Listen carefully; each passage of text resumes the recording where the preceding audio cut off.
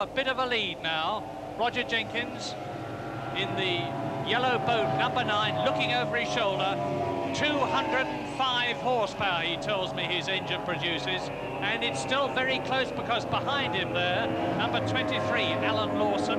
Then behind Lawson is Neil Gregg. So where is Tony Williams? Tony Williams is up there. 3 boats together. Tony Williams is not up there. He's dropped back. He looks as though he's out of contention. The man who had fuel injection, and there's a challenge for the lead. It's Jenkins and Lawson.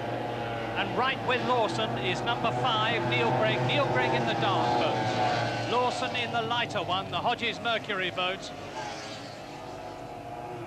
Sure enough, it's Neil Gregg, the man who crashed this morning, the man who has got his left hand heavily bandaged, in 2nd position.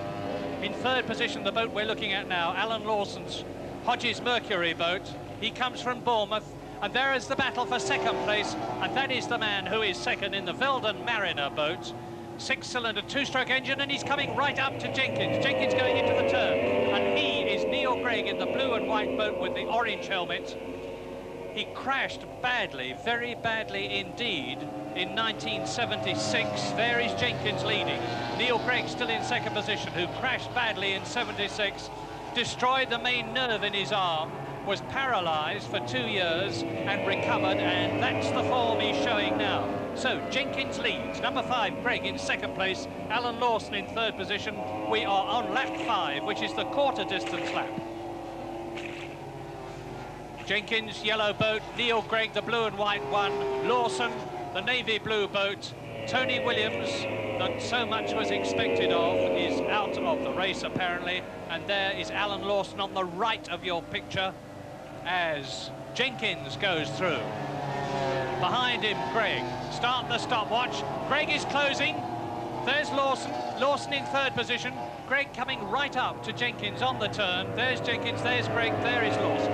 1, 2, 3, virtually together on lap 6 out of 20.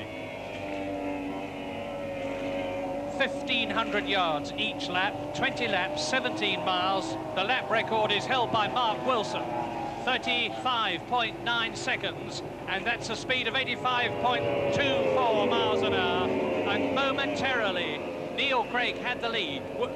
Lawson takes it very wide indeed, and Gregg is coming up. He's going to take Jenkins coming down the fast straight. Jenkins holds the line. Now, how are they going to take the turn? This is where Gregg could get through on the inside, and he's done it. No, because Jenkins is very, very fast. He's got the trim of the boat absolutely right. And let's just recap the way these boats work as Gregg comes up again. Tremendously fast on the straight, and now he has got the inside line, and now he has got the lead. So down to 2nd position for the first time, momentarily, taking a very wide turn, and up goes Gregg's arm. Is Gregg in trouble? 2nd boat, no, he doesn't look, he's all right, he's all right. Now look at that boat closely. See the way it's riding out of the water, right on the rear end of the sponsons. Neil Gregg has got the trim of the boat beautifully organised on the straight.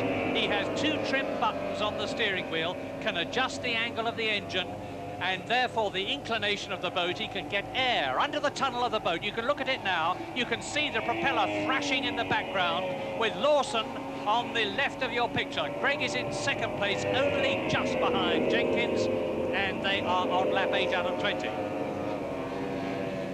And just for the record, in 4th place it is Jim Peverell, and behind Jim Peverell as Gregg takes the lead, it is the OE boat of Jerwood. But what a race this 2nd heat is compared with the first. Gregg leading again, lap after lap. He takes the lead on that turn, and lap after lap, Roger Jenkins, who's very fast out of the turn, holds his line, punches ahead, and they're coming up now, I suspect, to lap the 850cc boat of David Jerwood from Bristol. Past him goes Jenkins. There's Gregg. Closing. Jenkins cuts right across Gregg, gives him a great faceful of flying spray as they complete the 9th lap. 11 laps to go. Jenkins looks over his shoulder. That's the critical turn, and Gregg comes up to him. Now there's going to be lapping here. And Lawson in the background is still holding on. He may be just watching the battle between these two, hoping that something goes wrong with one of them so that he can blast through and either take second place or conceivably the lead. There goes Jenkins past Jerwood. Past Jerwood goes Greg on the outside. Up to Jerwood comes Lawson.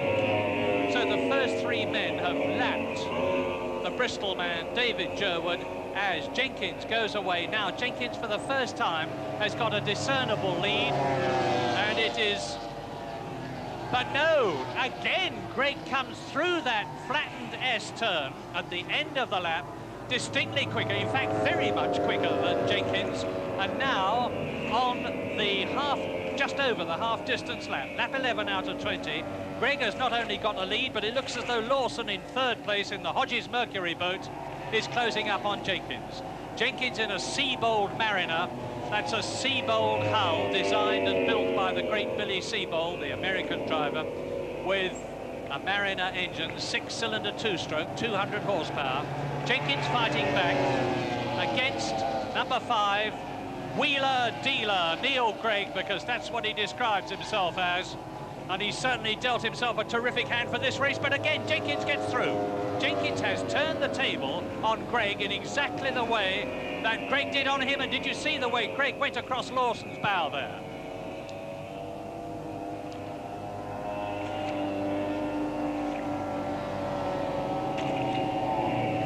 Greg on the inside, Jenkins on the outside.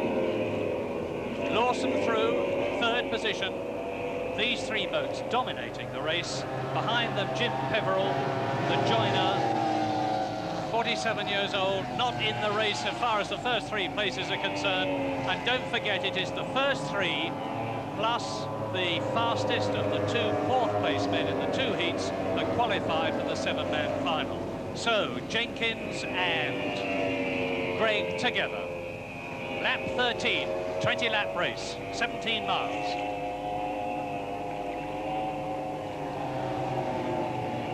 Greg on the inside, Jenkins number 9 taking the lead. Greg loses it, dropped down in the turbulence behind Jenkins' boat, therefore lost speed, therefore Lawson closed up. Jenkins completes another lap. And now the Welshman is starting to stamp, I think, his control on the race. He has been racing a long, long time. He was first in the Embassy Grand Prix class as long ago as 1975. First in the British Grand Prix last year. And as I said, won in Italy last weekend, third position in the World Championship. At the bottom turn, it is Jenkins leading. In second position, number 5, Neil Craig in the Velden Mariner boat. Mariner engine and the hull built by the great Dutch driver Kees van der Velden. And in third place, the man who has held that position for the whole race, and there's 23, Alan Lawson in the Hodges Mercury. Bottom turn. Jenkins, Greg, Lawson through and away to complete another lap soon, past the rostrum, into the flattened S, past all the caravans and the considerable number of spectators who are here, and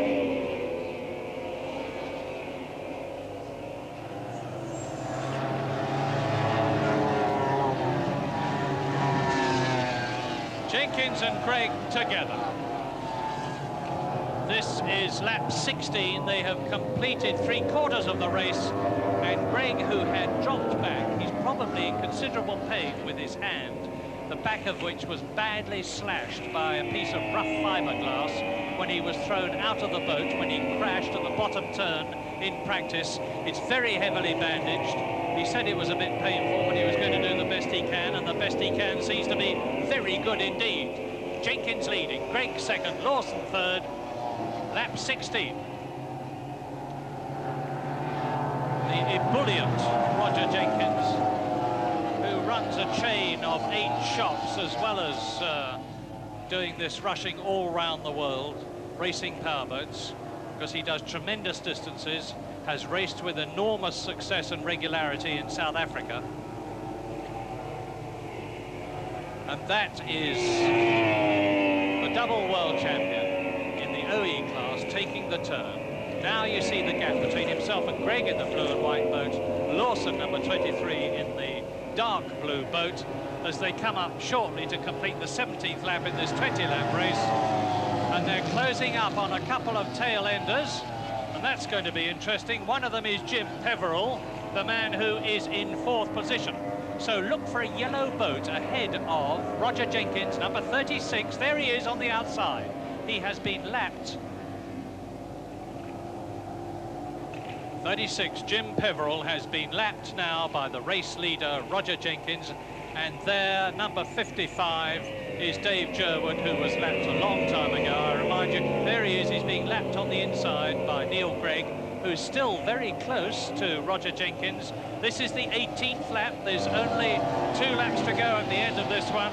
And Roger Jenkins has just gone round at some just under 81 miles an hour, a good 2 miles an hour faster than the fastest lap in the previous heat. And I suspect that he still has something left in reserve for the final, which, like these 2 heats, is going to be over 20 laps. And that's a beautiful picture of Roger Jenkins. Now you can see the way the boats work. Look underneath the tunnel. Imagine the air forcing the front of the boat up and out of the water so that there is the minimum hull to create friction. And they are into the last lap. This is the last lap. And Greg is going to... Has Greg been holding something back all the time? Because he goes into the turn very tight indeed. Roger Jenkins right up alongside him.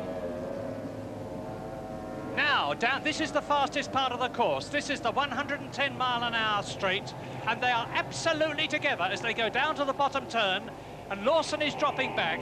If there was any bluffing and any holding back, it's gone now, and Jenkins takes the turn wide, hugs the bank. He's got the good line for the corner. Greg right alongside him. This is the clincher into the finishing few yards of the last lap, and Roger Jenkins, the Welshman, has won from Neil Gregg, the injured driver. A fine race with number 23 Alan Lawson in 3rd position, and a lap behind in 4th place Jim Peveril.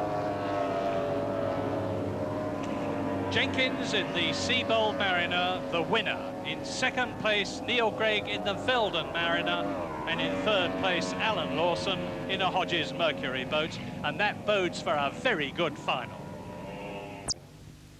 The 7 fastest men from the 2 heats are down there to compete in the 20-lap final, and amongst them number 14, Wolf Gregory, the fastest man of the day so far, who has put up the fastest lap at a time of 36.8 seconds, a speed of 83.2 miles an hour. But I suspect that there was a great deal of bluff and counter-bluff in the 2nd heat, and Roger Jenkins is a man to watch, number 9 in the bright yellow boat. 20 laps, Peter Bolton lifts the flag, down it goes, and they surge away, and it's a good, clean start, and into the lead goes Gregory, followed by Jenkins and Neil Gregg, and in 4th position, Anthony Hiscock at turn 1.